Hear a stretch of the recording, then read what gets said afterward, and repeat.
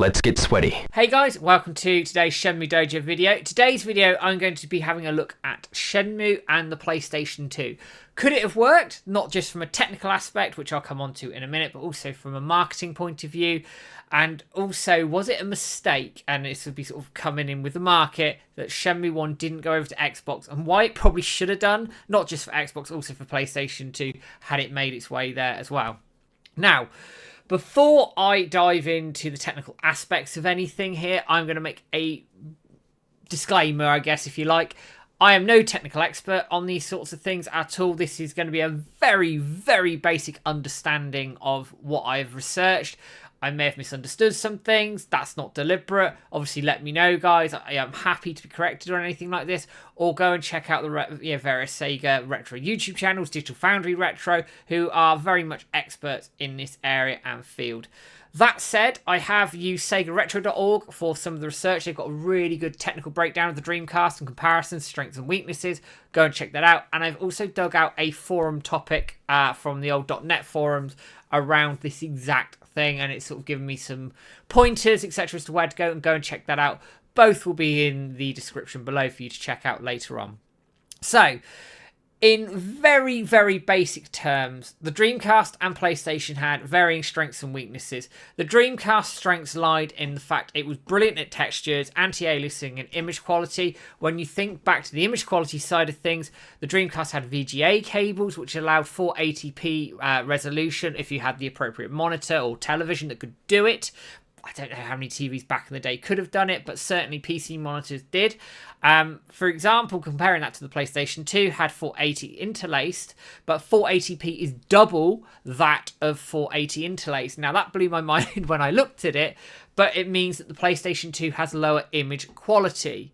For example, sort of in comparison, 480 interlaced is 240p doubled. And then when you can think 480 interlaced go to 480p is then another doubling, that's quite a substantial difference in the visual quality and how that comes together. It means it's less distorted, there's less flicker on moving images, and it's generally a more stable picture. And the Dreamcast also leaned on its strengths and advantages around lighting and other fixtures that would have an impact on the visual quality of games, which meant the Dreamcast games stood out in terms of their visual quality, in terms of their colour palettes. When you think of like Crazy Taxi, Sonic Adventure, Jet Set Radio, even Shenmue 2 back in the day, the colour palettes were massive. The visual quality was impressive for the time. And even now, actually, the Dreamcast pretty translates quite well, I think, over even if you're just doing it at a 480p level, translates quite well in terms of going onto modern TVs. Obviously now you can get the HDMI mods and things like that, which improve things further, and there's plenty of other ways to play these consoles on modern televisions now. But anyway, I'm sort of going off at a tangent here. The performance gap between the Dreamcast and the PlayStation 2 isn't that large. Generally, the Dreamcast had essentially twice the video random access memory that the PlayStation 2 did, but the PlayStation 2 had higher memory bandwidth, so it's sort of balancing these things out, that they all have their individual strengths. But why I'm sort of bringing this up as a very quick comparison is that Shenmue 2 is essentially, it looks the way it does because it is leaning very, very, very heavily on the Dreamcast's texture capabilities and its image quality capabilities, and it pushes that console to the absolute lit. I mean, anybody who played Shenmue 2 on the Dreamcast back in the day would know that it sounded like it was about to take off. So it was pushing that console really, really hard. Coming over to the PlayStation now, obviously the PlayStation 2, while a very technically advanced console for the time, doesn't have the texture quality or the image quality of the Dreamcast. It just doesn't. It's not the strength and where that console strength lies. So if they were going to bring Shenmue 2 over, they would have had to have compensated for this in some way, shape or form. Now, that is a lot easier said than done, quite frankly, and Yu Suzuki talked a little bit about this years back, and it's in the topic I've referred to, that actually they felt the Xbox was an easier console for them to work with when it came from moving games over from the Dreamcast, whereas the PlayStation 2 probably would have needed a lot more work. Now, whether that's closely tied to the fact that the Dreamcast obviously had a sort of a operating system based off of Windows CE, for example, and we know Microsoft were closely involved with the Dreamcast and obviously used that knowledge to produce the first Xbox. And going even further back, there was talk one time or another they were thinking about having Dreamcast backwards compatibility on the Xbox. So the two consoles were very, very much tied. So in terms of a technological standpoint, it probably was a lot easier to do it over to Xbox, which meant potentially, I'm going to come on to this now, in terms of the market, would it have been cost prohibitive to come over to PlayStation? I don't know. But the chances are that it probably could have run on PlayStation. It would obviously have the advantage of the DVD drive, so things would probably fit onto one disc, as we know it did with the Xbox. But I think there would have been some visual compromises, changes, etc. Would it have had that Shenmue look on a PlayStation 2? I don't doubt it could run, and I don't doubt it would have been fine, but what compromises would or would not have been made? And I'm very interested for anybody who's really sort of technical and understands this stuff better than I do to come forward and drop some comments below, because I'll be very interested to see from a real technological standpoint, try to understand what compromises may or may not have been made. Leaving the techie stuff aside for a minute, and hopefully that's enough there for everybody, I want to talk about the market.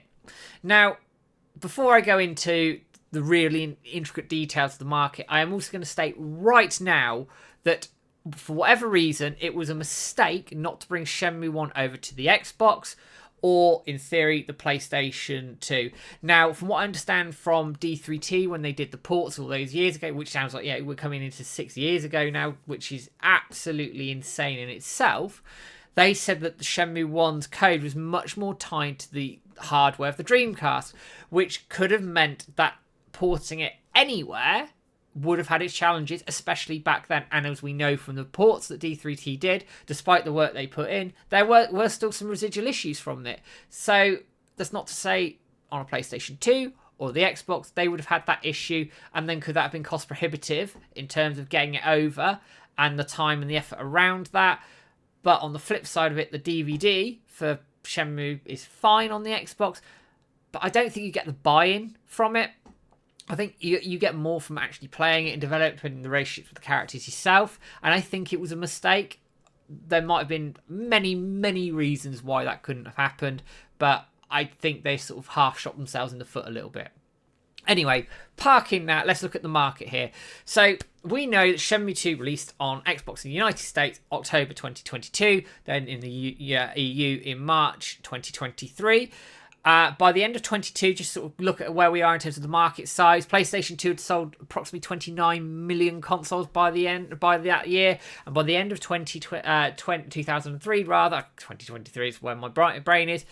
It was over 51 million as things gathered pace. So 2002, 29 million, 2003, 51 million. So it was selling bucket loads. Compare this to the Dreamcast. So total lifespan is estimated around sort of 10.6 to 12 million, give or take. The figures vary, but in comparison, the PlayStation already had a much larger market, nearly 3 times that of the Dreamcast by the end of 2002, and 5 times that by the end of 2003. So it's a massive, massive market. Compare it to the Xbox. And Xbox, by the end of 2003, had sold 13.7 million consoles. So it was a little larger than the Dreamcast at that point. But the PlayStation 2 was over double the Xbox at this point. So when you think about the potential customer base, it was much, much larger on PlayStation. Way, way larger. So then it begs the question as to why they didn't do it. Now, I'm going to talk about exclusivity in a minute, but also do the technical aspects mean that it became prohibitive, it would have been too much work, too much money, and therefore a waste of time on what they thought they would get from a return of investment? I don't know. Across Xbox and Dreamcast, I approximate that sales for Shenmue 2 are around 600,000. Now, that is the absolute maximum of that. I've had to sort of dig around from VG charts, and we know there's some flexibility in terms of the numbers there. And also, I've had to talk to people within the gaming industry to try and get any sort of real accurate figures on EU. And quite frankly, it's really, really hard to get those. So I've had to make an approximation of that from the figures I was given at the time from the people who have helped me out in the games industry. And you guys, you know who you are, so thank you very much. Looking at Shenmue 1 sales, it had approximately 10% of the install base buy it, which is pretty damn good for a console that was theoretically struggling at the time. On PlayStation 2, you'd needed about 3% of the install base to replicate that, and I don't know whether that was a realistic opportunity, certainly for Shenmue 1. Would it have sold less? Possibly, because you got to think people would have already bought it, and many people had PlayStation 2s. Some people also had Dreamcasts in their house as well. It was there was a split when the PlayStation, or the Dreamcast rather, finished. People either went off to the Xbox, a lot of people went over to the PlayStation, so there may not have been that sort of buy-in terms of the actual market, because most people had already bought Shenmue 1 potentially. Now, Shenmue 2 had the challenge that, when you think about this as well, that whatever console it came to, it'd already been released in the United Kingdom, or EU rather, and Japan on Dreamcast, and many people had already imported it to the United States because obviously it was cancelled. Now, would it have been cancelled had it gone to PlayStation? I don't know. I think it was...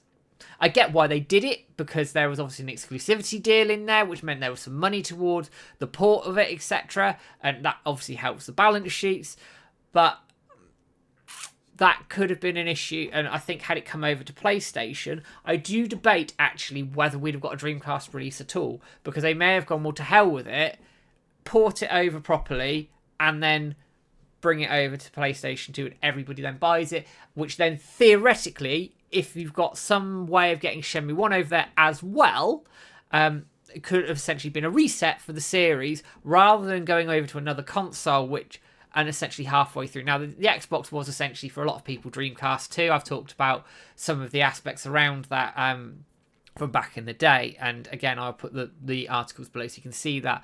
A lot of Sega IP went over there. But flip it for a minute, the PlayStation had a far bigger market. And also a market that was well established in the RPG genre. So there was already quite a loyal install base who may have been willing to take a risk on a Shenmue type game, assuming they could have got it over. Now, with that market, had it been successful, you could have theoretically had far more sales, and therefore may have ended up not in the situation we did with Shenmue 3. I don't know, but the sort of the flip side of that is there was exclusivity involved. So Microsoft signed exclusivity for Xbox for Shenmue 2 in the EU and United States. I think Sega Europe made the call to release it anyway on Dreamcast, but it was pulled in America, and also America being Microsoft's home market, I guess it made sense they needed the titles to be exclusive over there, which is why they pulled it. Would Sony have competed in terms of a monetary standpoint to get Shenmue over Microsoft? Especially Microsoft at the time were just coming into the market. It was the first time they made a foray into consoles. There's that argument to it as well, coupled in with the technical work. Did it line up? Could it have happened? It's tricky. It's really, really tricky. But the market potential on PlayStation 2, let's not beat around the bush, was much, much larger. And even now, unfortunately, despite the success of the Xbox 360, Microsoft has struggled in comparative to PlayStation over a long period of time, Xbox 360 aside, to really establish foothold in the market. Is going obviously now down the Game Pass route, whereas Sony's got the more traditional route of selling consoles, and current sales are about 2.5 to 3 to 1 for 2023, which is quite a big difference. So the market on PlayStation was much bigger, but the Xbox was seen as a spiritual successor to the Dreamcast in some circles, and that could have been appealing. Exclusivity comes into it. And then, like I say to everybody, guys, the big mistake here, I felt, was around Shenmue 1 not making it over as well, for whatever reason. So, sort of final thoughts on this, and I appreciate you guys sticking with me. It's, again, another fairly long video, guys, but thank you for sticking with it, is that Could it have happened? Yeah, I absolutely believe it could have happened. Should it have happened? Yes, I think it probably should have gone to PlayStation as well as Xbox, but obviously exclusivity gets in the way.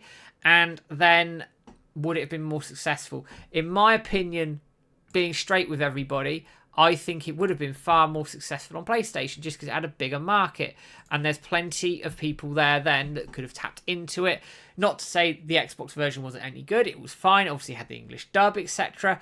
But you've heavily restricted your market in terms of, I think, of getting the most out of it. That's where I lie on that one. I think technically it could have been done on PlayStation, and I think it was a better market for it. But I can see why they put it over to Xbox. And like I said, the big mistake was not bringing Shenmue 1 over as well. What do you guys think? Thank you for sticking with me and dropping in all the content as ever. I'm going to give a shout out to our members now. £2 a month, you get early access to videos, etc. All costs go towards running the dojo and the giveaways, etc. So guys, for those of you who are members, thank you very much. If you want to sign up, the link is in the description below. So Guppy Koi, Bruce Wayne, 937 Survival Spears, Peter Hoffland, Sean Don, Wandering Through Shenmue, Phantom River Stone, Nova, Bruce Wayne 911, Mike Franz, Manny Figueroa, Master Mo, Nick Hughes, Sean Hastings, Clunky Mage, William Lovering. Thank you for signing up for the membership and helping us out. That's the end of the video, guys. Thank you for sticking with me, and I'll be back with a video soon. But for now, guys, take care. Have a good one.